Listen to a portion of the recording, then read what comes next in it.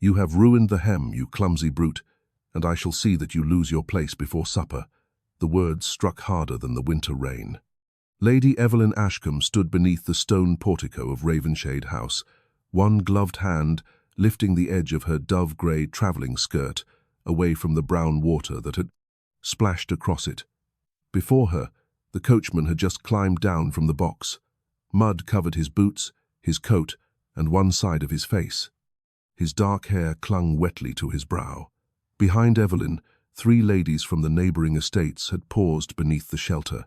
A young baronet gave an amused cough. Someone laughed. The coachman lowered his head. "The road was flooded, my lady. Then you should have driven with greater skill. The horses would have broken a leg had I taken the eastern bend faster."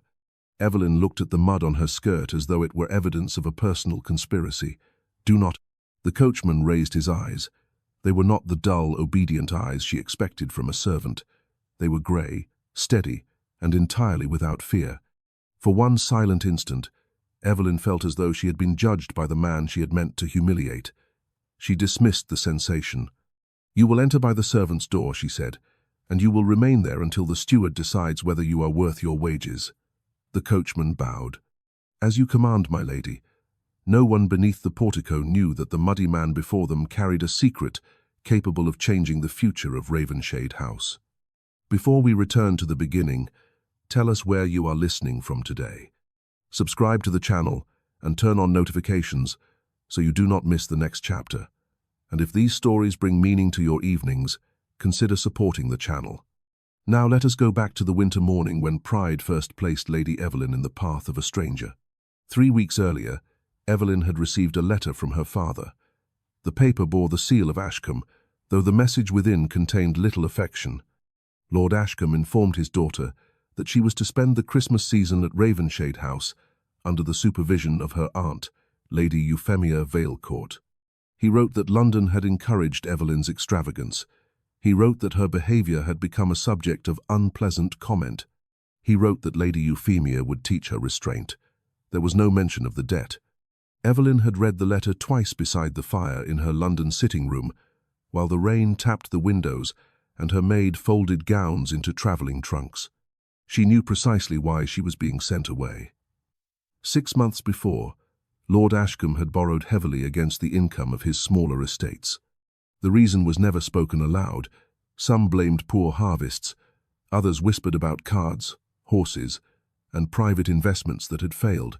Whatever the truth, the result had entered Evelyn's life in small humiliations. Her dressmaker began requesting payment in advance. The carriage was sold. 2 footmen were dismissed. Then the invitations changed.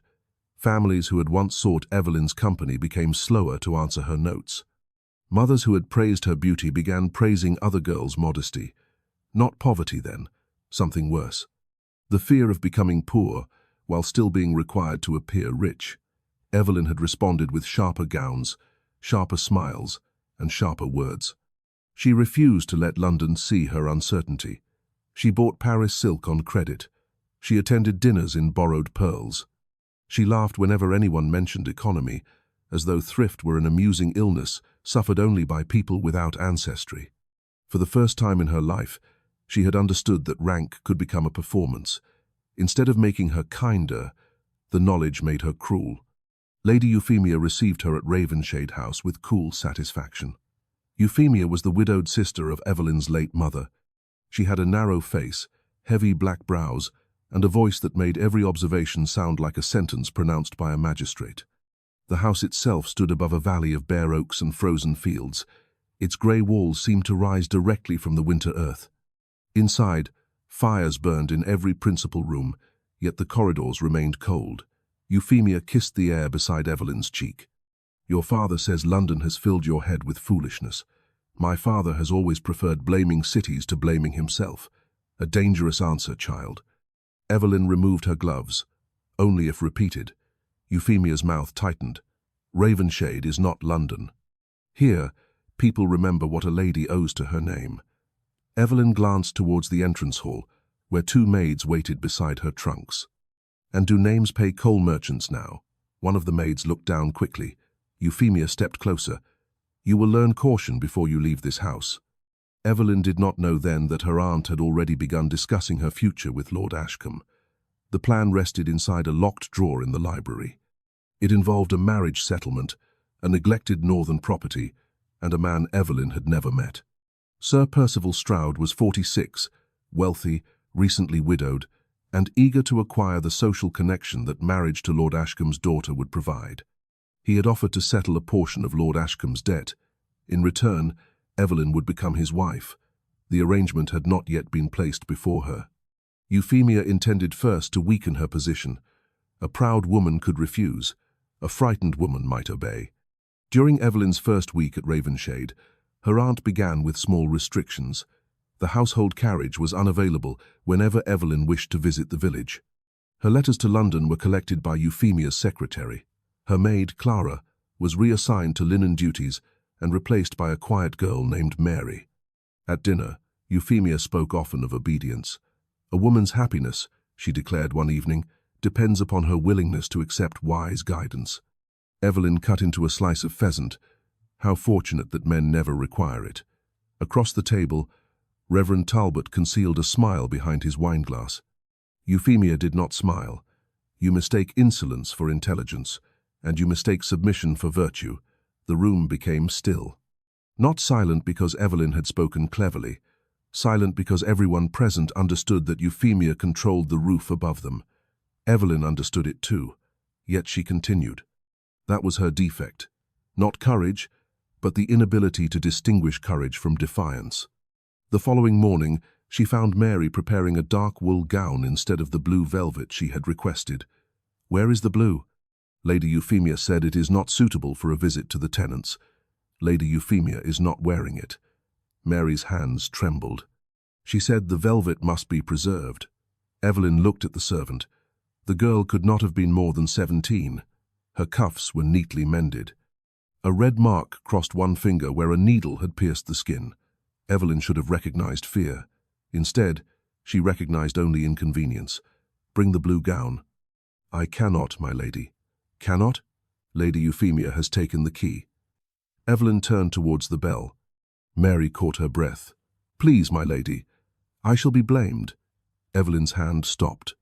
For a moment, something gentler moved within her. Then footsteps sounded in the corridor, and Euphemia entered without knocking.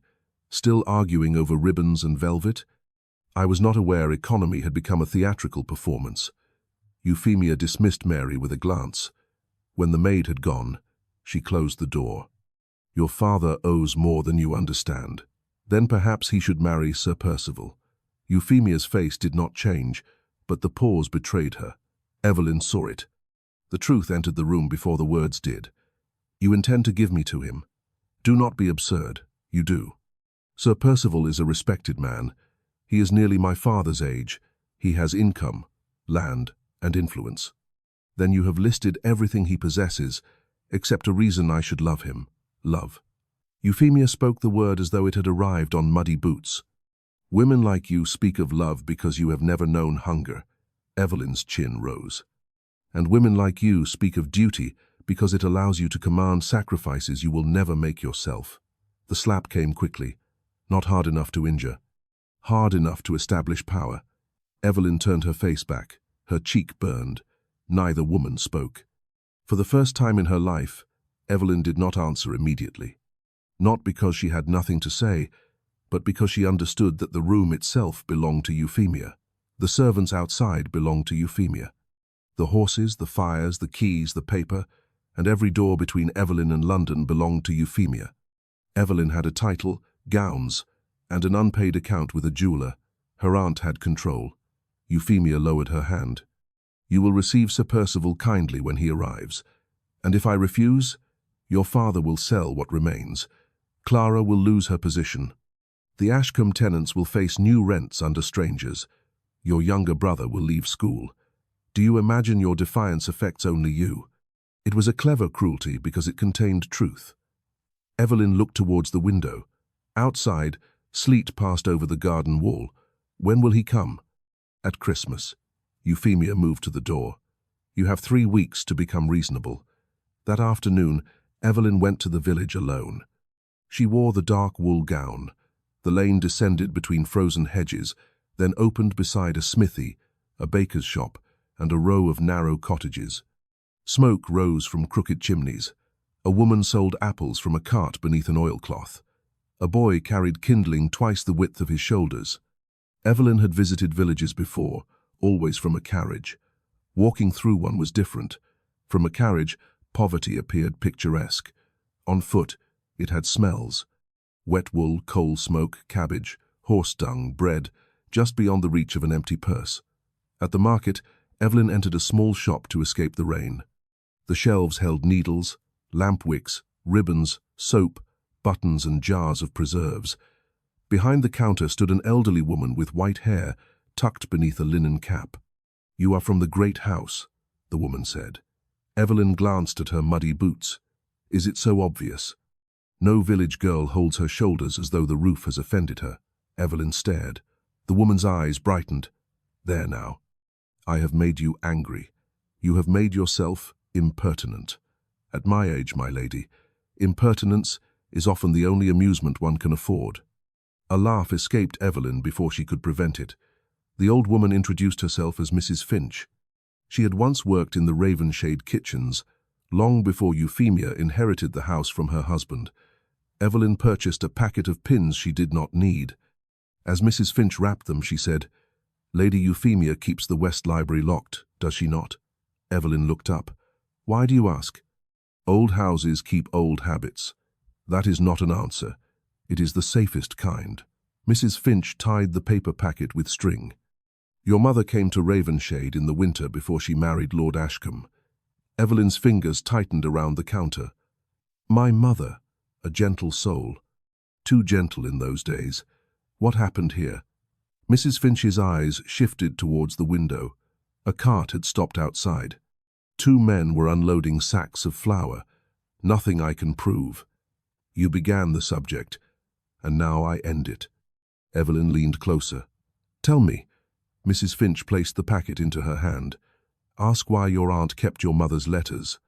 The bell above the shop door rang. A tall man entered wearing a rough brown coat damp with rain. His boots were heavily muddied, and a scarf obscured the lower half of his face. Mrs. Finch immediately stepped back. "Good afternoon, Mr. Hale." The stranger removed his cap. "Mrs. Finch." His voice was quiet and educated. Too educated, Evelyn thought, for his clothes. The man glanced at her, then at the packet of pins in her hand. "My lady." Evelyn gave the smallest nod. "Who is that?" she asked after he moved towards the shelves. "The new coachman at Ravenshade," Mrs. Finch replied. Evelyn looked again. He stood with his back towards her, examining a row of leather straps. His posture was straight, his hands were clean despite the mud on his coat. New servants were usually presented through the steward. This one had arrived without notice. Evelyn felt a small unease. "Is his name Hale?" "So he says." "What does that mean?" "It means precisely what I said." Mrs. Finch would explain no more. During the walk back, the rain thickened. By the time Evelyn reached Ravenshade, her shoes were soaked and cold had entered her fingers. She found Euphemia waiting in the morning room beside a tray of tea, toast, orange marmalade, and seed cake. "Where have you been?" "The village." "Without permission?" "I was not aware I had become a prisoner." Euphemia poured tea. "Prisoners are maintained at public expense. You are merely expensive." Evelyn removed her wet gloves. "Did my mother leave letters here?" The teapot stopped above the cup. Only for an instant. Then Euphemia continued pouring. "Your mother wrote many letters. You kept some." "Who told you that?" "So it is true." Euphemia set down the pot. "Village servants grow old. Their memories grow imaginative." Mrs. Finch said nothing imaginative. "You will not visit her again." Evelyn stepped towards the fire. "Why?" "Because gossip is a disease among the poor."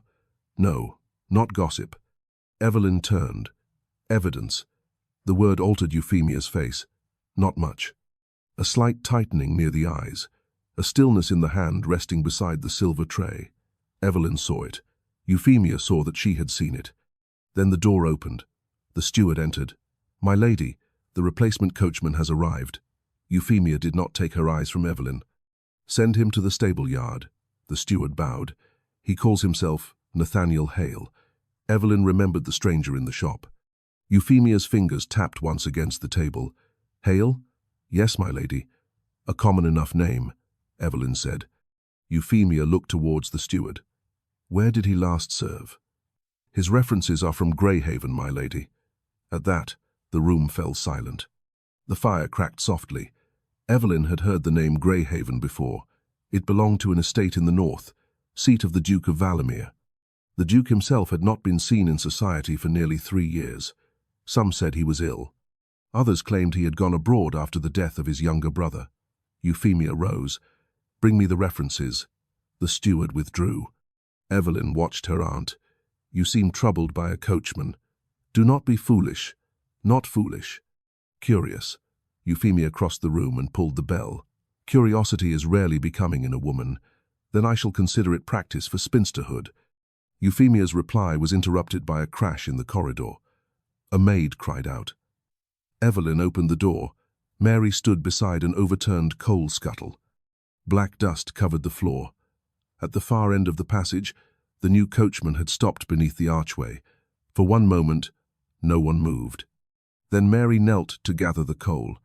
Evelyn saw a folded paper near the skirting board. It must have fallen from the scuttle or from Mary's apron. Mary reached for it.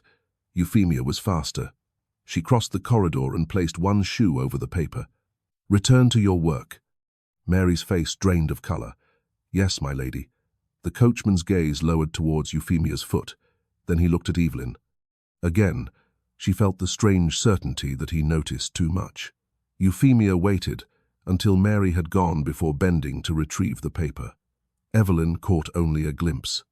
Cream paper, a faded blue seal, and one line in a hand she recognized from the few notes preserved after her mother's death.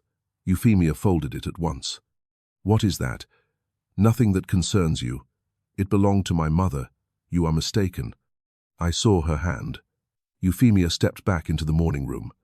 The coachman remained at the end of the corridor. Evelyn followed her aunt. Give it to me. No. Evelyn reached for the letter. Euphemia pulled it away. Do not behave like a child. Do not treat me like one. The paper tore. A thin strip remained in Evelyn's hand. Euphemia stared at it. On the fragment were 5 words. Greyhaven knows what you did. Evelyn read them twice. Her pulse began to beat hard beneath her throat. Euphemia seized the strip, crossed to the fire, and dropped both pieces into the flames. The paper curled black. The blue seal melted. Evelyn moved towards the grate, but Euphemia caught her wrist. You will forget what you saw. My mother wrote that. Your mother was distressed. What did Greyhaven know? Euphemia's grip tightened. Nothing. What did you do? For several seconds, neither woman moved. The corridor beyond the open door was empty now, or appeared empty. Euphemia released her. Prepare yourself for dinner. Evelyn looked into the fire. The letter had become ash. Not proof then, only a question. But the question had teeth. That evening, she entered the library after the household had retired. The west door was locked. She tried the brass handle once, then knelt beside it with one of the pins she had purchased from Mrs. Finch. She had seen Clara open a travelling case in the same manner when a key was lost. The first pin bent, the second slipped. The third caught against something within the lock. For the first time in her life, Evelyn worked with her hands for more than a minute and discovered how little her hands knew. She persisted. The lock gave a soft click. Inside, the library smelled of dust, leather, and cold ashes. Moonlight passed through the tall windows. Shelves covered 3 walls. A writing desk stood beneath a portrait of Euphemia's late husband. Evelyn lit one candle. She began with the desk. Bills. Estate accounts. Letters from tradesmen. A draft marriage settlement bearing Sir Percival Stroud's name. Her own name appeared beneath his. She read enough to understand that Euphemia intended the arrangement to be completed within a month. Then she found a second document. It was not a marriage settlement. It was a list of payments made over 18 years to a woman named Margaret Finch, Mrs. Finch. Beside several entries were the words Greyhaven correspondence. A floorboard creaked in the corridor.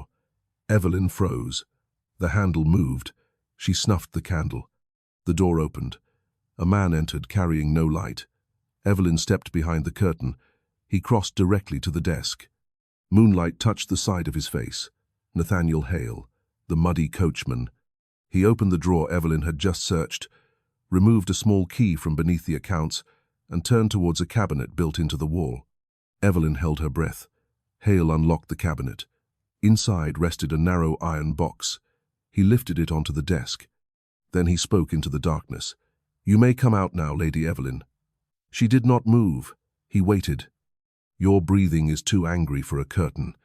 Evelyn stepped into the moonlight. A coachman has no business in a locked library. Nor does a guest carrying a bent dressmaker's pin. She looked at the iron box. "What is inside? Something your aunt has killed to keep hidden." Evelyn's blood turned cold. "Killed?" He met her gaze. "I did not say someone. Not a person, then. A claim, a name, perhaps a woman's right to her own life." Evelyn moved closer. "Who are you?" Nathaniel Hale placed one hand upon the iron box. "That depends upon whether you are capable of hearing an answer, without ordering it through the servant's door." Before Evelyn could reply, footsteps approached from the corridor, and the key began turning in the outer lock. The key turned once. Nathaniel closed the iron box and carried it towards the shadow behind the western bookcase. Evelyn remained beside the desk. The handle moved. He caught her wrist. "This way. I do not take orders from Coachman." "Then stay and explain the broken lock." The door began to open. For the first time in her life, Evelyn allowed a servant to lead her without argument. Nathaniel pressed a hidden catch. The tall bookcase shifted inward, revealing a narrow recess behind it. They slipped inside with the iron box between them. He pulled the shelves back into place just as candlelight entered the library. Evelyn could see only thin lines of gold between the books. Her aunt's voice came first. "Sir Percival will arrive on Thursday." Mr. Blakely answered. "That gives us 4 days." 4 days for what? "To prepare the settlement, remove the remaining correspondence, and persuade Lady Evelyn that resistance will ruin more than herself." Evelyn stiffened. Nathaniel's hand closed around the handle of the box. Euphemia crossed the room. A drawer opened. "She has been here." "How can you know?" "The accounts are disturbed. The cabinet key has moved. There are scratches on the lock." Blakely lowered his voice. "Perhaps the steward." "The steward does not carry dressmaker's pins." Evelyn felt heat rise into her face. Blakely walked towards the cabinet. "What of the Greyhaven letter? Burned. And the copies?" "Margaret Finch may possess one. Then deal with her." A silence followed. Not the harmless silence of an empty house, but the kind that made every breath dangerous. Blakely spoke carefully. "She is an old woman. Old people fall. They forget fires. They wander into roads after dark." Evelyn's fingers tightened around Nathaniel's sleeve. Euphemia continued, "I will not allow 18 years of caution to be undone by a village shopkeeper and a willful girl. What if Lady Evelyn refuses Sir Percival? Her father's debts will persuade her, and if they do not, then Dr. Harcourt will."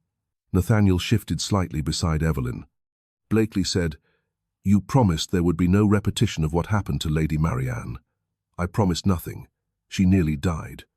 Nearly is a word sentimental men use when they lack courage. The candle flame passed closer to the hiding place. Evelyn could smell hot wax. Blakely lowered his voice further. "What exactly will the physician be told? That Evelyn has suffered sleeplessness, agitation, unreasonable suspicions, and sudden violence. None of it will be difficult to believe." Evelyn understood then. Every harsh word she had spoken, every servant she had frightened, every public insult she had delivered could be placed before society as proof that she had lost command of herself. Euphemia had prepared the lie. Evelyn had supplied its details. The knowledge struck more deeply than fear. Blakely asked, "And the draft?" "A mild preparation at first." "At first? Enough to make her uncertain. Enough to make others certain." The room went quiet again. Nathaniel leaned close to Evelyn's ear. "Do not move." His whisper was almost soundless. "Outside," Euphemia said. "Search Mrs. Finch's shop tomorrow. Bring me whatever she kept." "And the iron box?" "Still in the cabinet." Nathaniel's grip tightened. The library door closed. The lock turned. They waited until the footsteps had faded. Then he opened the bookcase. Cold air entered the recess. Evelyn stepped out first. "You knew." Nathaniel placed the box on the desk. "I suspected. You knew enough to come here under a false name." He did not answer. She moved closer. "Who are you?" "A man trying to discover what happened to your mother's trust." "My mother's what?" Nathaniel opened the iron box. Bundles of letters lay inside, tied with faded ribbon. Beneath them rested a narrow ledger and a sealed packet bearing the Greyhaven crest. Evelyn reached for the first bundle. He stopped her, carefully. "Some of the paper is brittle." The instruction irritated her because it was sensible. She untied the ribbon. The first letter carried her mother's hand. "My dearest Margaret, if this reaches you, keep it from Euphemia. She has begun telling father that I suffer from confusion. I do not. I remember every cup she sends, every hour I lose, and every morning I wake with bruises I cannot explain." Evelyn stopped. The candleless room seemed to tilt. Nathaniel said nothing. She opened another. "Greyhaven has promised help. The Duke's solicitor believes the trust cannot be transferred while I live. Euphemia says no one will believe a frightened woman over her own sister. I fear she is right." A third letter was shorter. "If anything happens to me, tell my daughter that I did not abandon her. Tell her I tried to preserve what was hers." Evelyn lowered the page. "What was mine?" Nathaniel opened the ledger. "A trust established by your maternal grandfather. Part of its income belonged to your mother. After her death, a portion was to pass to you. Another portion was reserved for several tenant families connected to Ravenshade and Greyhaven. I have never heard of it. That was the purpose." He turned the ledger towards her. The figures were arranged in narrow columns. Payments entered under Lady Marianne's name continued for 3 years. Then the name changed. Euphemia Velcourt. Evelyn stared at it. She took the money. She redirected it through estate accounts and private settlements. That is theft, perhaps. But proving it will require more than anger. Do not speak to me as though I am a child. Then do not behave as though truth becomes stronger when shouted." She looked up sharply. Again, those grey eyes held no fear. Evelyn was accustomed to people yielding because of her name. Nathaniel did not yield. He did not flatter. He did not soften his meaning. It should have enraged her. Instead, it forced her to listen. Why was Greyhaven involved? Your grandfather distrusted Lord Ashcombe. He appointed the Duke of Valamir's father as an independent protector of the trust. And you know this because... Nathaniel closed the ledger. "Because I have seen the original correspondence." "Where?" Before he could answer, the outer lock rattled. Nathaniel shut the box. "Take the 3 letters." "All of them?" "Only those. Hide them." Evelyn slipped the pages beneath the bodice of her gown. The door opened before Nathaniel could return the box. Mr. Blakely entered carrying a candle. He stopped. Evelyn stood beside the desk. Nathaniel was kneeling near the cabinet. The iron box remained in his hands. Blakely's gaze moved to the broken lock, the open drawer, and the letters scattered across the desk. Then he shouted. Doors opened throughout the house. Footsteps struck the corridor. Bells rang. The steward arrived first, followed by servants in nightclothes and hastily buttoned coats. Euphemia entered last. She looked from Evelyn to Nathaniel.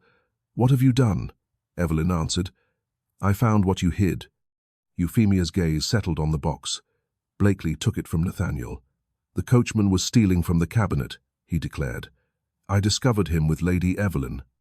A murmur passed among the servants. Euphemia faced Evelyn. "Is that true?" Evelyn understood the trap.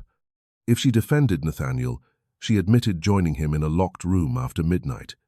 If she accused him, Euphemia would destroy the letters, and perhaps the man who had found them. Every servant watched her. Mary stood near the doorway, pale beneath her linen cap. Nathaniel met Evelyn's eyes. He made no plea. He simply waited. For the first time in her life, Evelyn felt the full weight of a sentence spoken by someone society would believe. She had used that power lightly before. Now she knew its cost. "No," she said. Euphemia's brows lifted. "No?" "I opened the library." Blakely turned towards her. "And the cabinet?" I opened that as well. With what purpose? To find the marriage settlement you prepared without my consent. It was a believable reason. Proud, selfish, and entirely consistent with the Evelyn everyone knew. Euphemia studied her. And the coachman? He followed me after hearing the door. Nathaniel's expression did not change. Euphemia stepped closer. You expect me to believe you picked two locks? You have spent years calling me difficult.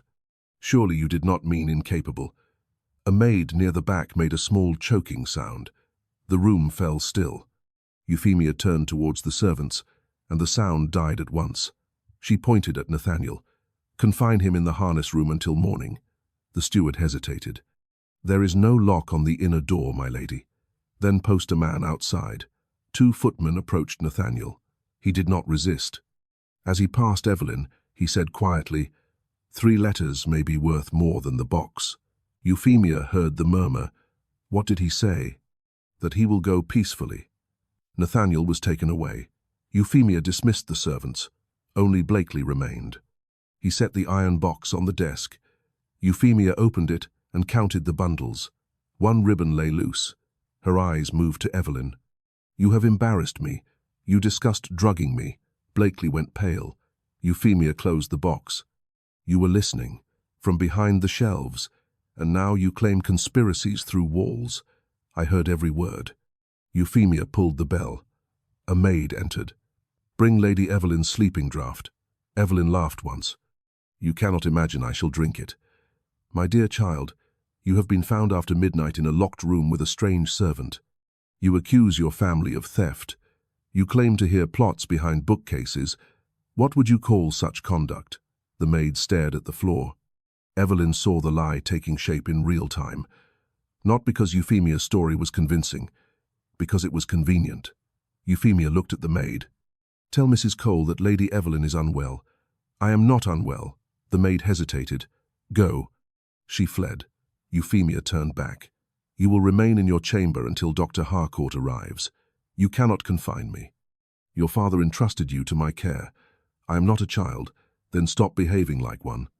2 maids escorted Evelyn upstairs. They did not touch her. They did not need to. Mary waited inside the bedchamber. When the others withdrew, she closed the door. Give me the letters, she whispered. Evelyn turned. How do you know? I saw you hide them. And you did not tell my aunt? Mary swallowed. My mother served Lady Marianne.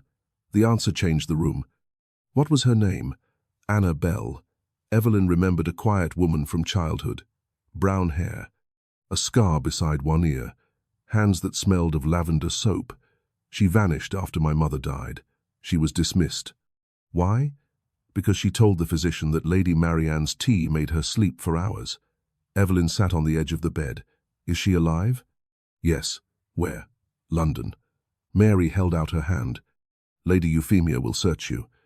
Evelyn removed the letters. Can I trust you? Mary's eyes hardened. You did not trust me over a gown. The shame was exact. Evelyn had no defense. No, she said. I did not. She placed the letters in Mary's hand. It was not an apology, but it was the first time Evelyn had given someone beneath her rank the power to save her. Mary hid the pages inside the lining of her apron. For the first time in her life, Evelyn understood that trust did not begin when another person had proved worthy. Sometimes it began when pride had nowhere left to stand. Dr. Harcourt arrived at dawn. He was broad, silver-whiskered, and gentle in the manner of a man who had already decided not to listen. Euphemia remained in the room during the examination. Do you sleep well? He asked. No. Do you experience agitation? Only when relatives discuss drugging me. He wrote something. Do you hear voices? I heard my aunt and her secretary through a hidden passage. He wrote again. Do you feel watched? I am being watched now. Dr. Harcourt glanced at Euphemia. The examination lasted less than 15 minutes. At the end, he closed his black case. Rest is essential. No visitors. No upsetting letters. A mild draught each evening. What is in it? Evelyn asked. A preparation for the nerves. Would you drink it? The room went silent. Dr. Harcourt picked up his gloves. The medicine is not intended for me. No, only the fee. A red flush rose above his collar. He left without farewell. Euphemia ordered Evelyn's door locked from outside. The fire was allowed to die. Breakfast did not come. By noon, cold had entered the walls. Evelyn wrapped herself in a blanket and walked the room to keep feeling in her feet. The punishment was plain. Warmth belonged to obedience. In the afternoon, Mary entered carrying broth. A footman stood outside. Beneath the bowl lay a small iron nail. Evelyn looked at it. Mary whispered while arranging the spoon. "Mr. Hale is still confined. Can he escape?" "He says he will not leave without you." "Why?" "He would not say." "And the letters?" "Safe." "Where?" "Inside Lady Euphemia's laundry basket." Despite herself, Evelyn almost smiled. Mary lowered her voice. "Mrs. Finch has disappeared." The smile vanished. Her shop was open. The fire was burning. Her shawl was found near the back lane. The stable boy saw Mr. Blakely's carriage near the village before dawn. Evelyn gripped the tray. Mary glanced towards the door. "There is more. Sir Percival has arrived early." A carriage rolled beneath the windows. Evelyn crossed to the glass. A black coach stood before the portico.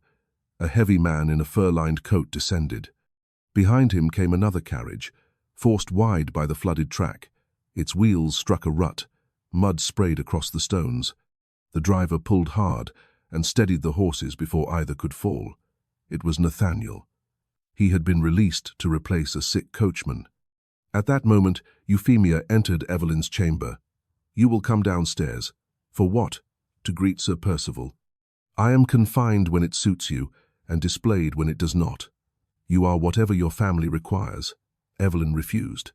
Euphemia mentioned Clara's employment, her brother's school account, and the tenants who would suffer if Lord Ashcombe's creditors seized the estate.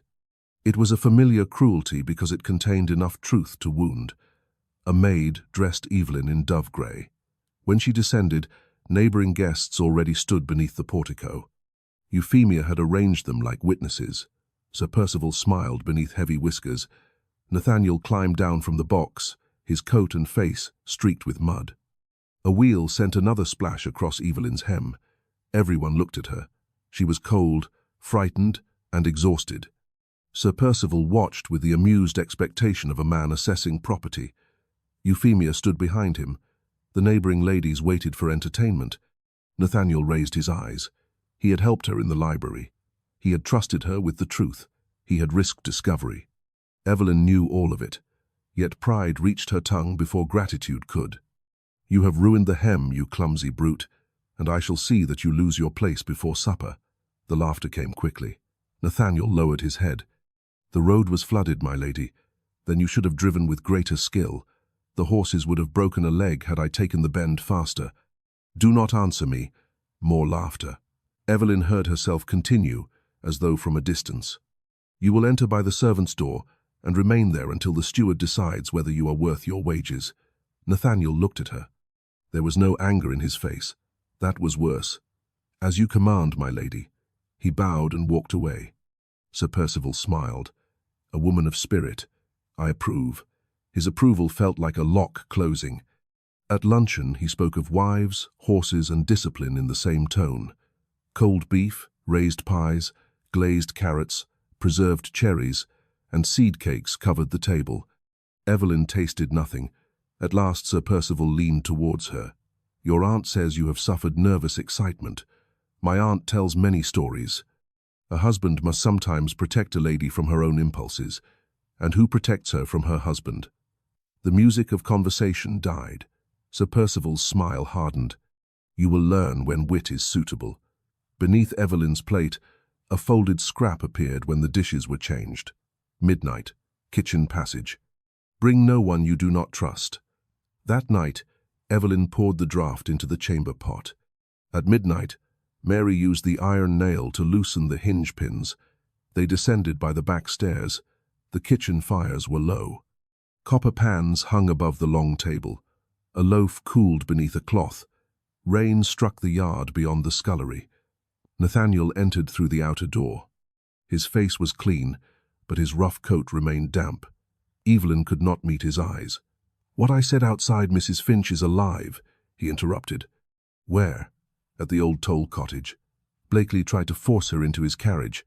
The stable boy raised an alarm, and she escaped through the orchard. Relief weakened Evelyn's knees. Nathaniel continued, "She has the original trust deed. Then we expose Euphemia." "Not yet." "Why?" "The witness page is missing. Who removed it?" "That is what we must discover." Mary stepped forward. "My mother may know." "Then we go to London," Nathaniel said. "Tonight? Before Sir Percival signs anything, before your father arrives, before the physician returns with stronger medicine." "My father is coming. Tomorrow evening." Evelyn looked around the servants' kitchen. Here, beneath the rooms where the family dined, truth had passed from maid to cook, from stable boy to coachman, from dismissed servant to daughter. Not from the powerful downward, from the ignored upward. Nathaniel opened the outer door. A small cart waited beyond the kitchen garden. Evelyn raised her hood. Then Blakely's voice came from the passage.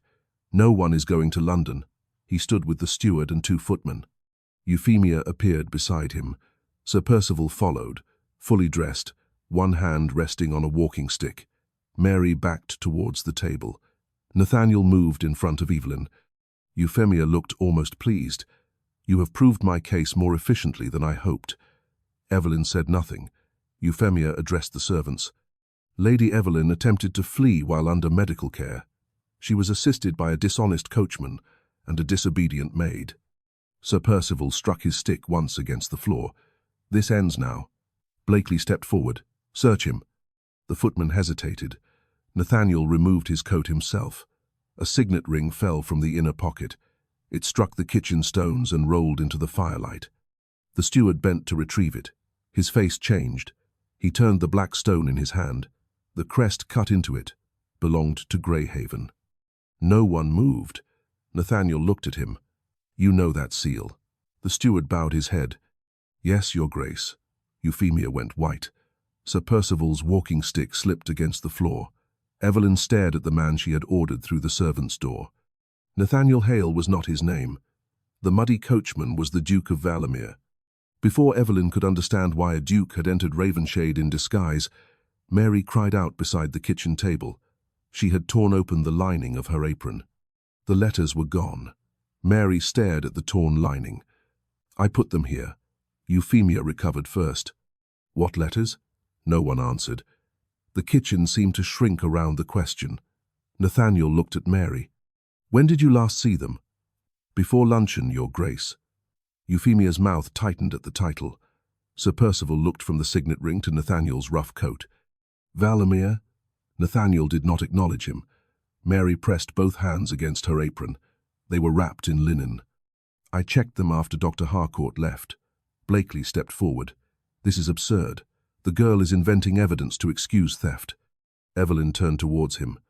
"You knew what the letters contained." "I knew no such thing." "You searched Mrs. Finch's shop." His face remained smooth. "At Lady Euphemia's request, I went to inquire after an elderly woman believed to be spreading malicious gossip. You tried to force her into your carriage." "That is a lie. The stable boy saw you." Blakely gave a short laugh. "A stable boy." The contempt in his voice passed through the servants like a cold draught. Nathaniel heard it too. "A stable boy who recognized your carriage," he said. "A shopkeeper who preserved correspondence. A maid whose mother witnessed Lady Marianne's illness. You have relied heavily upon people being too poor to matter." Blakely's expression hardened. "And you have relied upon a costume." Sir Percival found his voice. "What is the meaning of this disguise?" Nathaniel looked at him at last. "The meaning is that servants hear truths never spoken before guests." Euphemia lifted her chin. "A duke entering a private house under a false name is not truth. It is deceit." "Yes." The simple agreement unsettled her. Nathaniel continued. "Deceit used to test a suspicion, a method you should understand." Sir Percival's hand tightened on his stick. "I will not be mocked in a servant's kitchen." "Then leave it," Nathaniel said. No one laughed. Sir Percival looked towards Euphemia, expecting support. She ignored him. Her attention remained fixed on the missing letters. "Search the maid," she ordered. Mary stepped back. No. The word was small, yet everyone heard it. Euphemia stared. "What did you say?" Mary's face went pale, but she did not lower her eyes. I said no, my lady. For the first time in her life, the young maid stood before the mistress of Ravenshade and refused. Euphemia moved towards her. Evelyn stepped between them. You will not touch her. This is my house, and she is not your property. The correction came without thought. Evelyn heard it after she had spoken and understood that the words would not have belonged to her 3 weeks earlier. Euphemia saw the change, too. Her voice softened. You are overwrought. Do not begin that again. You see plots in every room, because you place them there. Sir Percival struck the floor with his stick. Enough. Lady Evelyn will return upstairs. The maid will be searched. The impostor will leave Ravenshade before dawn. Nathaniel turned towards him. Impostor? Sir Percival's face reddened. You concealed your station. I concealed a title. You appear to have concealed a marriage contract from the woman expected to sign it. That is a family matter. No, Evelyn said. It is my life. The words silenced the room. Not because she shouted, because she did not. Nathaniel reached down and picked up his coat. We leave now. Euphemia moved towards the passage. No carriage will be provided. We do not require one. The cart waited outside. Blakely signalled to the footman. Neither moved. The older of the two looked at Nathaniel, then at the ducal signet in the steward's hand. Euphemia noticed. You are in my service. The footman's jaw tightened. Yes, my lady. Then obey me. The steward spoke before the man could answer. The Duke is a guest beneath this roof. He entered as a servant. He entered with references accepted by this household. The steward held out the ring to Nathaniel. Your Grace. Nathaniel took it. The old man stepped aside. It was a small act. No declaration, no accusation. Only space made where obedience had been. Euphemia looked at him as though he had struck her. After 32 years? After 32 years, he replied, I know the difference between service and silence. The kitchen became utterly still. Blakely moved suddenly. He seized Mary's wrist and pulled her towards him. She cried out. Evelyn reached for her, but Sir Percival blocked the way. Blakely tore the apron from Mary's waist and shook it. Nothing fell. No letters. Only a spool of thread, 2 pins, and a crust of bread wrapped in cloth. He threw the apron to the floor. There, no evidence. Mary clutched her wrist. Nathaniel's voice changed. Release her. Blakely did. Not because the words were loud, but because everyone in the room understood that he had reached the edge of what rank could protect. Euphemia looked towards the clock above the pantry door. It was nearly 1. She drew a slow breath. Very well. Go to London. Search every lodging house. Question every dismissed servant. Carry your little accusations to any solicitor foolish enough to hear them. Her gaze moved to Evelyn. But remember this. Your father arrives tomorrow. If you are not here, he will believe you fled with a man after suffering a fit of delusion. Nathaniel answered. Then we shall return before he arrives. Euphemia's eyes narrowed. With what? That question followed them into the rain. The cart carried Nathaniel, Evelyn, and Mary through the southern gate before 2 o'clock. The steward provided blankets and a lantern. He did not come with them. Someone must remain to watch the house, he said. The road to the toll cottage ran between flooded fields. Mary sat beneath the canvas hood, shivering despite the blanket. Evelyn held her injured wrist gently. Does it hurt? Not greatly, my lady. Do not call me that. Mary looked surprised. Not tonight. Nathaniel drove without turning. The rain beat against his shoulders. Evelyn studied the back of his head. Your Grace. He glanced over one shoulder. The title sounds strange from you. You preferred clumsy brute? Mary looked down, hiding a smile. Nathaniel faced the road again. I have been called worse by better people. Evelyn felt the rebuke. I was afraid. Fear explains cruelty, he said. It does not excuse it. No. The admission cost her more than defense would have, she continued. I saw everyone watching. I thought if I appeared weak, Sir Percival would believe I could be managed. So you proved your strength by wounding the one person who had helped you. Yes. The cart rolled through a deep rut. Neither spoke for a moment. At last Evelyn said, I am sorry. Nathaniel did not answer at once. Rain struck the lantern glass. Then he said, "Be kinder when no Duke is present." It was not forgiveness. It was better. The Toll cottage stood beside an abandoned gatehouse 2 miles from the village. One window glowed. Mrs. Finch opened the door with a poker raised in both hands.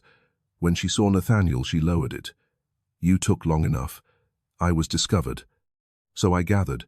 Her eyes moved to Evelyn. "And the proud one has come too." Evelyn stepped inside.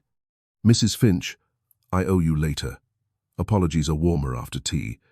The cottage contained one room, a narrow bed, and a table crowded with papers. A kettle steamed above the fire. On the floor sat the stable boy, Thomas, wrapped in a horse blanket. He rose quickly. "My lady." Evelyn recognized him as a boy. She had once scolded for failing to polish a carriage lamp. He could not have been more than 14. "You saw Blakely?" Thomas nodded. "He came before sunrise. Said Mrs. Finch was wanted at Ravenshade. When she refused, he caught her arm." "And you raised the alarm?" "I threw a bucket at his horse. Mrs. Finch poured tea. An excellent bucket." Thomas smiled. Evelyn looked at the boy. "You saved her." He shrugged. "She gives me yesterday's buns." The answer struck Evelyn with quiet force. Not duty, not money, not rank, a small kindness remembered.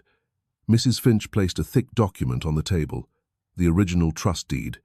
Nathaniel examined the seal and signatures. The final page had been cut cleanly away.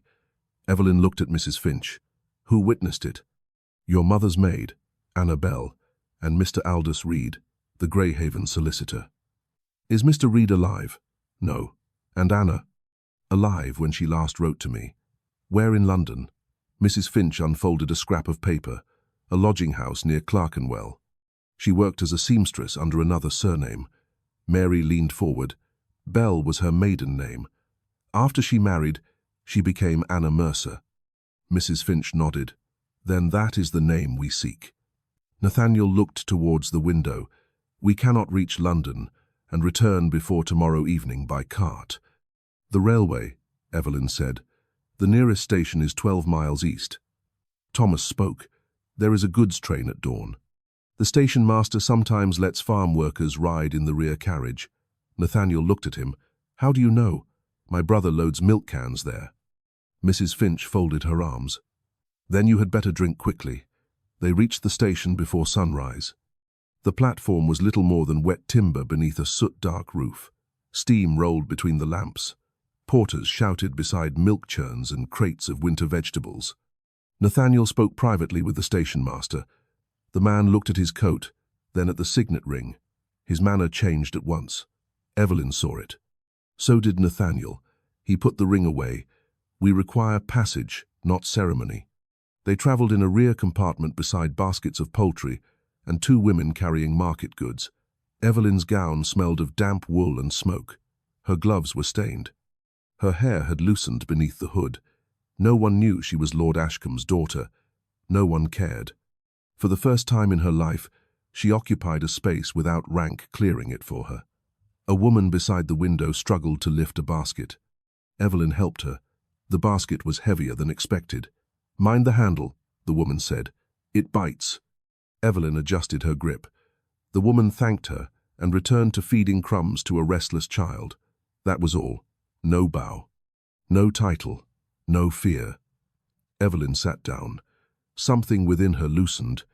London received them beneath a grey morning sky. Gas lamps still burned along the wet streets. Carts rattled over stone. Vendors opened shutters. Smoke gathered above the roofs. They found Anna Mercer's lodging house after 10. The landlady was narrow-eyed and suspicious. "Mrs. Mercer has gone." "Where?" Mary asked. The woman looked at Nathaniel. "Who is asking?" "Her daughter." The landlady's expression changed slightly. She looked at Mary's face for several seconds. Then she opened the door wider. Anna Mercer had left the previous evening with a gentleman who claimed Lady Euphemia was dying. "Blakely," Evelyn said. The landlady nodded. "Dark coat. Thin mouth. Paid 2 weeks' rent in advance. Did she go willingly?" "At first. Then she saw the carriage and tried to return. He told her daughter had been taken ill." Mary gripped the doorframe. Where did they go? The landlady hesitated. Nathaniel set money on the table. She pushed it back. I do not sell women's whereabouts. Evelyn looked at her. Then why hesitate? Because Mrs. Mercer made me promise never to speak the name unless a woman came asking. Mary stepped forward. I am asking. The landlady looked at her. Blackmere House. Nathaniel's face darkened. Evelyn had heard of the place. It was a disused London residence belonging to one of Euphemia's cousins. Shuttered for years, it stood near the river among warehouses and abandoned courtyards. They reached it near noon. The front door was locked. Nathaniel led them around the side. A narrow service entrance stood beneath a stone arch. Evelyn looked at it. The servant's door. Nathaniel noticed. Fitting, he said. He forced the latch with a piece of iron found beside the coal shed. Inside, the house smelled of dust and damp plaster. They moved through the kitchen passage. A chair scraped above them. Then a woman cried out. Mary ran. Nathaniel caught her before she reached the stairs. Quietly, they climbed together. On the second floor, voices came through a half-open door. Blakely spoke first. You will sign that you witnessed no trust deed, Anna answered. I will not. Your daughter serves at Ravenshade. Not now. A pause. Blakely said, What? She left with Lady Evelyn. The silence that followed was brief. Then something struck the floor. Evelyn pushed the door open. Anna Mercer sat tied to a chair beside the cold fireplace. Blakely stood over her with a document in one hand. Two hired men turned from the window. Nathaniel entered behind Evelyn. Blakely stared. You should be at Ravenshade. So should you, Nathaniel replied. One of the hired men moved towards him. Nathaniel removed the signet ring and placed it on the table. The man stopped. The crest was enough. Not courage, then. Calculation. Blakely looked towards the second man. Neither accepted his signal. Evelyn crossed to Anna. Mary fell to her knees beside the chair. Mother. Anna's face crumpled. My girl. Evelyn untied the rope. Blakely backed towards the door. Nathaniel blocked him. Where are the letters? Blakely's expression steadied. What letters? Evelyn searched the room. A small fire burned in a brazier near the window. Ash lay beneath it. She went cold. You burned them. Blakely smiled. Paper is fragile. Anna spoke from the chair. Not all paper. Everyone turned. She reached into the torn hem of her dress and removed a folded sheet. He made me sign a denial, she said. So I wrote the truth beneath it before he returned. Blakely lunged. Evelyn caught the brazier stand and pulled it between them. Hot coals spilled across the floor. The hired men swore and stamped them out. Nathaniel seized Blakely's arm. Anna handed the page to Mary. My statement. The date of the trust. The names of both witnesses. What Lady Euphemia gave your mother. What I saw the night Marianne tried to leave Ravenshade. Evelyn looked at her. Tried. Anna's eyes filled. Your mother did not die peacefully in her bed. The room became silent, not because they had expected peace, because the truth had opened a deeper door. Anna continued. She escaped the house during a storm. She reached the North Road with the deed hidden in her cloak. Lady Euphemia followed her in a carriage. What happened? Evelyn asked. The carriage returned before dawn. Without your mother, Evelyn could not feel her hands. But she was found near the river. That is what they said. Anna shook her head. I saw the cloak in Euphemia's room the next morning. Torn at the shoulder, covered in mud from the west garden, not the river road. Nathaniel looked at the statement. Did you tell anyone? Mr. Reed. He sent word to Greyhaven. Before the Duke's father could act, Mr. Reed died, and I was dismissed. Blakely struggled against Nathaniel's grip. This proves nothing. Anna looked at him. Then let Lady Euphemia explain why she paid me £20 each year to remain silent. The sum was modest for a great household. For a dismissed maid, it was enough to survive, enough to bind shame to bread. Nathaniel handed Blakely to the hired men. Keep him here until a constable arrives. They hesitated. He placed the ring on the table again. This time, no one questioned him. Evelyn looked at the burned ash. The original letters were gone. Not all, Mary said. She opened Anna's written statement. At the bottom, beneath the fresh account, Anna had copied one sentence from Marianne's final letter years earlier. Euphemia fears Greyhaven because the Duke knows my daughter's inheritance was never hers to bargain away. Nathaniel read it. Then he looked at Evelyn. We have enough to challenge the settlement, but not enough to prove what happened to my mother. Not yet. Evelyn turned towards Anna. Will you return to Ravenshade and speak before my father? Anna's fear appeared at once. Mary took her hand. You will not stand alone. Anna looked at her daughter, then at Evelyn. Lady Marianne once asked me to protect you. I failed because I was afraid. Evelyn shook her head. You survived. I was paid to be silent. You were threatened into poverty. Anna's mouth trembled. Evelyn continued. My aunt counted upon your shame. Do not let her use it twice. For the first time, Anna straightened. I will speak. They returned by the afternoon train. Blakely remained in London under guard, but Nathaniel knew Euphemia would not wait for his return. At the station, a telegram clerk stood behind the counter. Evelyn looked at the machine. Nathaniel noticed. The line to Ravenshade may carry a warning before we arrive. Can we stop it? No. Then we must arrive first. They hired a fast carriage. Rain followed them west. By dusk, the horses were white with foam. As Ravenshade appeared above the valley, every principal window burned with light. Too many carriages stood before the house. Evelyn's heart sank. What is happening? Nathaniel looked at the line of crests beneath the portico. Euphemia has moved quickly. Inside, the ballroom had been opened. The same neighboring families who had laughed at the muddy coachman now gathered beneath chandeliers and candle branches. Sir Percival stood near the fireplace. Lord Ashcombe had arrived and wore the exhausted expression of a man who had already surrendered. A solicitor waited beside a table. On it lay the marriage settlement. Euphemia had not planned a private signing. She had planned a public consent. If Evelyn refused, the room would witness her instability. If she signed, the room would seal her obedience. The musicians stopped as the doors opened. Evelyn entered first. Her gown was creased. Mud marked the hem. Her hair had fallen loose. Mary and Anna stood behind her. Nathaniel entered last, no longer bent like a servant. The entire ballroom fell silent. Euphemia looked at Anna. For the first time, fear crossed her face before she could hide it. Lord Ashcombe rose. Evelyn, what have you done? She looked at her father.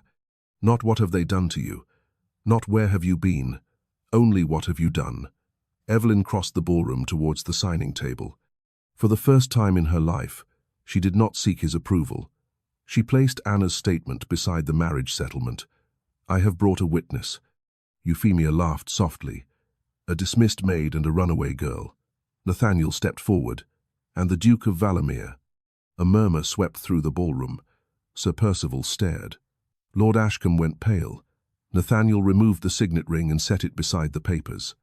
The solicitor leaned closer. He recognized the crest. Euphemia looked around the room. Then she smiled. It was not the smile of a defeated woman. It was the smile of someone who had prepared another door. How fortunate, she said, that all of you have arrived in time to witness Lady Evelyn's final humiliation. She turned towards Dr. Harcourt.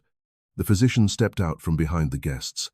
In his hand was a signed certificate declaring Evelyn unfit to control her affairs. Dr. Harcourt held the certificate with both hands. The paper trembled. Euphemia mistook fear for obedience. Read it aloud, she said. The physician looked at Evelyn, then at the crowded ballroom. Lady Corisande Bellwether stood near the piano with her daughters. The young baronet who had laughed beneath the portico watched from the fireplace. Sir Percival remained beside the signing table. Lord Ashcombe stood among them, pale and silent. The same kind of people had witnessed Evelyn's cruelty. Now they waited to witness her ruin. Dr. Harcourt unfolded the paper. I examined Lady Evelyn this morning, he began. His voice failed. Euphemia's tone sharpened. Continue. Nathaniel stepped towards the table. Before he does, the solicitor should examine the date. The solicitor took the certificate. Euphemia frowned. There is no need. There is every need, Nathaniel said. The solicitor read the first line. It is dated yesterday. A murmur crossed the room. Lord Ashcombe looked at the physician. Did you examine my daughter yesterday?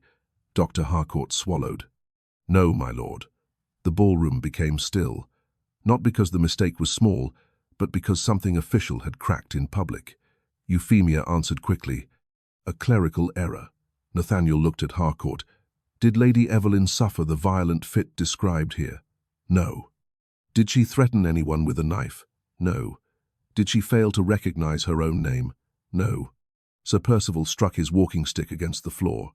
"This is becoming theatrical." Nathaniel did not look at him. "Did you prescribe Lady Evelyn a draught?" Dr. Harcourt hesitated. "Yes." "What did it contain?" "A common sedative." "Would repeated doses cause weakness?" "They might." "Confusion?" "Possibly." "Uncertain memory?" "Yes." The word passed through the guests like cold air. Euphemia stepped closer to the physician. "Take care." He flinched. That movement condemned her more clearly than any accusation.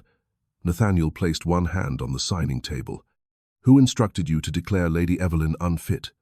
Dr. Harcourt stared at the floor. No one breathed. At last he said, "Lady Euphemia told me the family required protection from scandal." Euphemia's face hardened. "And you accepted money?" Nathaniel asked. The physician nodded. "How much?" £50. Not a fortune to the rich. Enough to purchase a doctor's silence, enough to turn a frightened woman into a convenient diagnosis. Lord Ashcombe sat down heavily. Dr. Harcourt spoke faster now, as though confession might become courage if completed quickly. "I was told the draft would calm her until the marriage was secured. I was told Sir Percival agreed." Sir Percival's face darkened. "That is false." Dr. Harcourt looked at him. "You said a manageable wife was preferable to a hysterical one." The young baronet lowered his eyes. Lady Coruscant moved her daughters away from Sir Percival. One step, one door beginning to close. Sir Percival's voice rose. "I will not be insulted by a paid country doctor." Nathaniel turned towards him.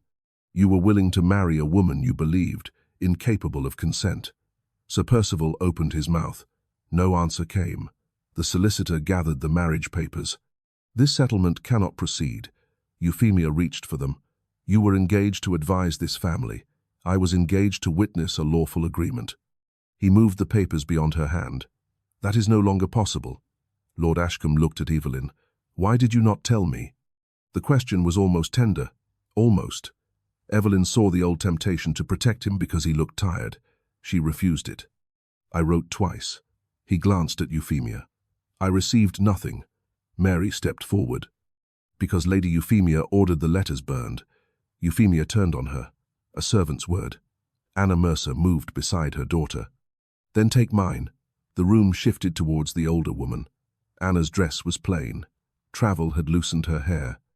A red mark crossed one wrist where the rope had rubbed her skin. She looked small beneath the chandeliers. Yet she was the first person in the ballroom who did not look away from Euphemia. "My name is Anna Mercer. I served Lady Marianne Ashcombe before and after her marriage." Euphemia gave a cold laugh. "You were dismissed for dishonesty." "I was dismissed because I told the physician that Lady Marianne's tea made her unconscious." Lady Corissandi's daughters whispered. Anna continued. "Lady Marianne feared her sister. She wrote to Greyhaven because a trust established by her father was being diverted." The solicitor looked up. "What trust?" Nathaniel placed the original deed on the table. "This one." The solicitor examined the seal. Lord Ashcombe stood. "I have never seen that document." Anna faced him. "Your wife tried to show it to you." He recoiled. Euphemia spoke over her. "A mutilated deed presented by a duke who entered my house under a false name." Nathaniel answered calmly. "The seal is genuine. The ledger from your locked library records the payments. The sums correspond to transfers into accounts under your control." The solicitor opened the ledger. Euphemia's eyes flashed. "That was stolen. It was concealed," Evelyn said. Mary added, "And people were threatened to keep it concealed." Euphemia looked at her. "You forget your place." Mary's voice shook. "No, my lady. I have remembered it all my life." The servants near the doors raised their eyes. Cooks and maids had gathered in the passage. They had not been invited, yet the truth had travelled through their rooms before it reached the ballroom.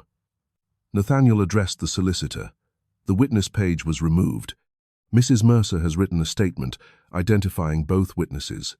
One was the late Mr. Aldous Reed of Greyhaven. The other was Mrs. Mercer herself. The solicitor read Anna's account. Euphemia's composure began to break. A statement written today proves nothing. Anna stepped closer. Then I shall say it before everyone. Euphemia went pale. Anna looked at the crowd. I witnessed the trust deed. I saw Lady Marianne accept its terms. I saw Lady Euphemia take the papers when Marianne became ill. I received payments after Lady Marianne's death to remain silent. Lord Ashcombe's voice failed.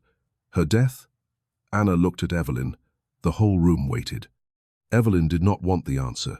She asked anyway. Tell them. Anna drew a breath. Lady Marianne tried to leave Ravenshade during a winter storm. She carried the deed in her cloak. Lady Euphemia followed her in a carriage. Euphemia stepped forward. Enough. Anna did not stop. The carriage returned before dawn. Lady Marianne did not. She was found near the river, Euphemia said. That is what you told everyone. Anna's hands trembled. The next morning, I found Lady Marianne's cloak in your dressing room. The shoulder was torn. The hem carried red clay from the west garden, not mud from the river road. No music played. No one whispered. Silence stood in the room like another witness. Euphemia's voice came low. You have carried this lie for 18 years. Anna looked at Mary. I carried fear for 18 years. Not a lie. Fear. The distinction settled across the ballroom. Euphemia saw sympathy gathering and struck at it. A frightened maid. A runaway girl. A duke in disguise. Is this your grand court of justice? Nathaniel answered. No. He looked towards the ballroom doors. A magistrate entered. Beside him came the Ravenshade steward, and Thomas, the stable boy, wearing a borrowed coat too large for his shoulders. Euphemia stared. The steward bowed to the magistrate. This is the boy who witnessed Mr. Blakely forcing Mrs. Finch towards his carriage. Thomas swallowed. Then he raised his head. I saw him, sir. Euphemia laughed once. A child, the magistrate replied. A witness. That single word changed the balance of the room. Nathaniel explained that Blakely had been detained in London after coercing Anna into signing a false denial. The magistrate held statements concerning the abduction, the forged medical certificate, the falsified accounts, and the confinement of Evelyn. Euphemia looked towards the doors. No one blocked them. No one needed to. For the first time, every exit from Ravenshade seemed to lead towards consequence. Sir Percival moved away from the table. This matter has nothing to do with me. Evelyn faced him. You agreed to marry a woman after being told she would be drugged into obedience. He drew himself up. I was told you were unstable. And that pleased you. His face reddened. Mind yourself. No. The word was calm. For the first time in her life, Evelyn spoke without using cruelty as armor. You mistook silence for consent. You mistook dependence for affection. You mistook a frightened woman for property. Sir Percival looked around for support. He found none. Lady Corisande turned her daughters towards the door. The young baronet stepped aside. One by one, small distances appeared around Sir Percival. Not imprisonment. Exclusion. Euphemia saw it. Her gaze moved across faces that had once welcomed her, feared her, and repeated her opinions. They no longer looked impressed. They looked cautious. She turned to Lord Ashcombe. You owe everything to me. When creditors came, I negotiated. When Marianne embarrassed you, I protected your name. When Evelyn spent beyond reason, I found a husband willing to save your estate. Lord Ashcombe looked at his daughter. Then at the trust deed. You used her inheritance to control us. I preserved this family. You preserved your power. It was the first time he had accused her. Too late. Still, it landed. Euphemia's mouth trembled. I did what was necessary. Evelyn stepped forward. Did you kill my mother? The question crossed the room like a blade. Euphemia looked at Anna, then at Nathaniel. At last, she faced Evelyn. No. Did you follow her? Yes. Why? To recover the deed. What happened in the West Garden? Euphemia's breathing changed. She looked suddenly older, not weaker, but stripped of the expression she had worn for years. Marianne ran. she said. She slipped near the lower wall. Anna shook her head. The clay was on the west side, before the wall. Euphemia's voice sharpened. She fought me for the cloak. She tore it herself. And then, Evelyn asked. Euphemia looked towards the dark windows. The storm was loud, the horses frightened. She said Greyhaven would take everything from me. And then, I took the deed. The room waited. Euphemia closed her eyes. I left her there. Without the carriage? Evelyn asked. Yes. Without her cloak? Euphemia opened her eyes. She chose to leave. No. Evelyn's voice was quiet. You took the deed. You took the carriage. You took her cloak. Then you allowed a drugged woman to walk into a winter storm alone. I did not push her into the river. You did not need to. The magistrate stepped forward. That account will be examined. Euphemia looked at him. On what charge? Fraud, coercion, false accounting, unlawful confinement, and conspiracy to falsify a medical declaration are sufficient for tonight. The word tonight reached her at last. The rest would come later. Statements, ledgers, questions behind closed doors, solicitors at the gate, invitations no longer delivered, not one dramatic punishment. A life narrowing through consequence. The magistrate asked the steward to accompany her upstairs. Euphemia did not move. Her gaze remained fixed on Evelyn. After all I did for you. Evelyn felt no triumph, only exhaustion. You did nothing for me that did not increase your control. I fed you, housed you, protected your family. You kept me warm when obedience pleased you. You let the fire die when it did not. Euphemia's face broke, not with remorse, with the shock of being seen clearly. She drew herself upright. You will regret humiliating me before these people. Evelyn looked around the ballroom, at those who had laughed beneath the portico, at those who had watched a marriage arranged without consent, at those who now stood silent because the evidence had become too public to ignore. This is not humiliation, she said. It is witness. Euphemia left between the steward and a constable. No one bowed. Sir Percival departed soon after, declaring that his name would be cleared. No one offered him a carriage companion. Dr. Harcourt surrendered the certificate and agreed to give a full statement. The musicians remained still. The ball ended without a dance. Lord Ashcombe approached Evelyn. For several moments he could not speak. Then he said, I am sorry. The apology was weak because it arrived after safety. They both knew it. I should have listened to your mother, he continued. I should have read your letters. I should have protected you. 3 failures, each true. Will you forgive me? The room seemed to expect reconciliation. Evelyn refused to perform one. Not tonight. His shoulders fell. Perhaps not for some time. He nodded. For once, he accepted her answer without bargaining against it. The solicitor worked until dawn. The trust records were compared with the Ravenshade accounts. The diverted money would have to be restored. Sir Percival's settlement was cancelled. Lord Ashcombe agreed to sell 2 sporting properties rather than offer Evelyn's future against his debts. The tenant funds were placed under independent supervision. Nathaniel insisted upon it. Evelyn agreed, not because she trusted titles, because she had learned that no one should possess unchecked power merely because others expected virtue. In the weeks that followed, society delivered its judgment. Euphemia's name disappeared from invitation lists. Ladies who had once praised her discipline began remembering that they had always found her severe. Sir Percival's invitations also thinned. Families with daughters discovered reasons not to receive him. Dr. Harcourt lost the confidence of several households and faced formal inquiry. Blakely was charged for coercion, false accounting, and Anna's abduction. No pistol was fired. No convenient death erased the evidence. Doors simply closed. Accounts were examined. Servants spoke. People who had relied upon silence discovered that silence could end. Evelyn did not return immediately to London.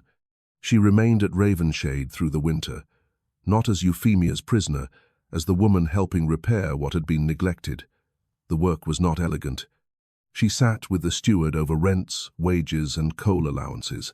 She visited cottages on foot.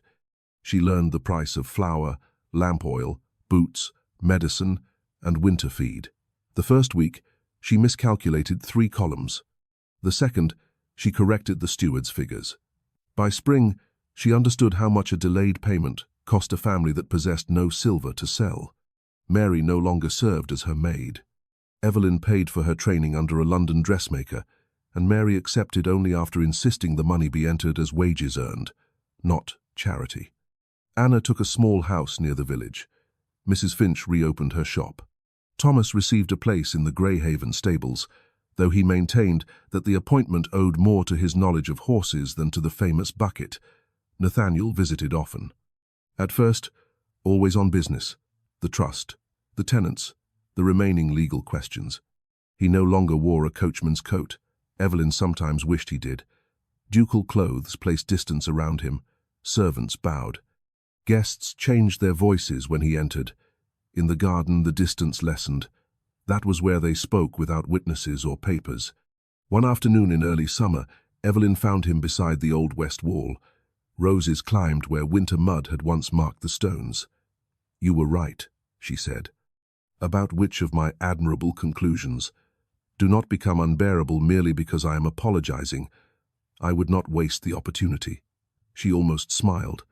Then she became serious. "Fear explained my cruelty. It did not excuse it." Nathaniel waited. "I believed rank meant never allowing anyone to see weakness. I thought if I struck first, no one could shame me. And now? Now I know striking first only decides who will remember you with fear." He looked towards the roses. "You have changed. Not entirely."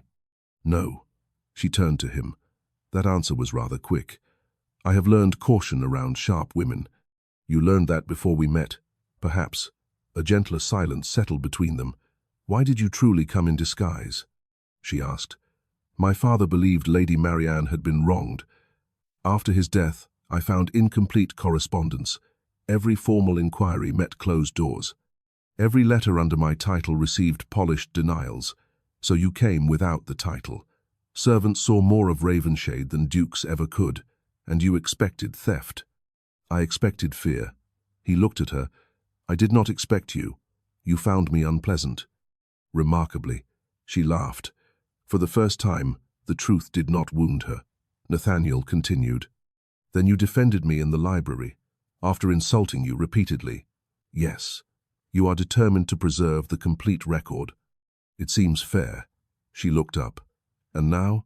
"Now I find you difficult for more interesting reasons." He did not propose that day. He returned 3 months later, after Mary's first letters from London arrived and the final trust accounts were settled. He found Evelyn in the garden carrying cut lavender. No ballroom, no audience, no contract waiting on a table. He asked whether she would choose to build a life with him, not whether she would obey, not whether he could rescue her, whether she would choose. Evelyn set down the basket. "I will consider it." Nathaniel raised an eyebrow. "For how long?" "Long enough to frighten you. That seems just." She made him wait until the following morning. Then she said yes.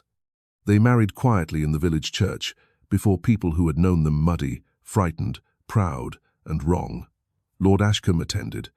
Evelyn had not fully forgiven him. They were learning that a relationship could continue without pretending a wound had never existed. Euphemia sent one letter from the residence where she remained, while the proceedings continued. It contained no confession, only 4 words.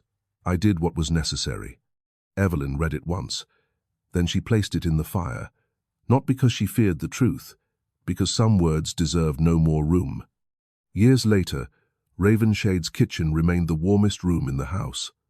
One snowy evening, Evelyn entered through the servants' passage, carrying a basket from the village. Mud marked her hem. No one laughed. Nathaniel sat beside the long table, helping Thomas repair a harness buckle. "A duke in a kitchen," Evelyn said. A dangerous disguise. Mary had returned from London with her own dressmaking accounts, 2 apprentices, and more opinions than she had dared speak at 17. Anna sat beside the fire. Mrs. Finch complained that the tea was weak while drinking a second cup. Outside, the cold pressed against the windows. Inside, no one's warmth depended upon obedience. Evelyn stood beneath the low beams and listened.